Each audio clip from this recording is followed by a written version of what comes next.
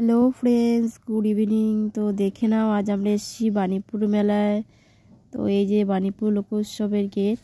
তো এখান থেকে আমরা স্টার্ট করলাম বাণীপুর মেলা দেখতে।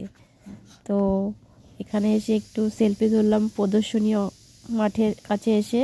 তো তোমরা দেখতে থাকো পুরো ভিডিওটা, ভালো লাগলে লাইক কমেন্ট করো। সেখান থেকে এসে দেখো কাঠের ফার্নিচারের দোকানে এসেছি, তারপরে একটু সেলফি তুলে নিলাম।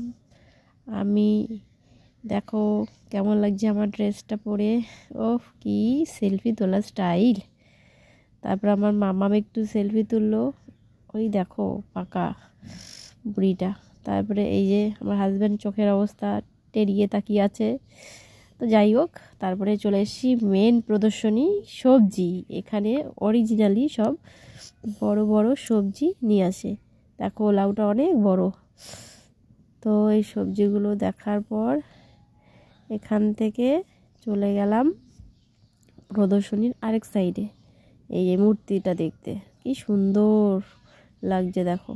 তারপরে এই যে কাঠের সব ফুলদানি, ল্যাম্পশেড, তোমাদের কার কার ভালো লাগছে কমেন্ট করো। তারপরে এই যে ফুলগুলোর পাশে একটু সেলফি তুলে নিলাম আমি। তারপরে এই যে এখানে পাঁপড় ভাজা খেলাম।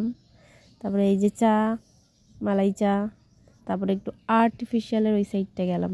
এখানে সব হাতে হাতে আর্টগুলো করছিল, কি দারুণ অপূর্ব। তোমাদের কার কার আর্টগুলো ভালো লাগছে কমেন্ট করে প্লিজ জানিও। সেখান থেকে মেলার মাঠে চলে গেলাম। মেলার মাঠে ঘুরে ফিরে একটু নাগরদোলনা দেখে এই সাইডটা ভালো করে ঘুরে একটু এনজয় করছিলাম। তো সবাই মিলে গেছি আজকে বাণীপুরের মেলায়। তো তোমরা কে কে গেছো কমেন্ট করেও জানিও, কে কে যাওনি সেটাও কমেন্ট করে জানিও। ভালো লাগলে একটু লাইক করে দিও। Bye bye.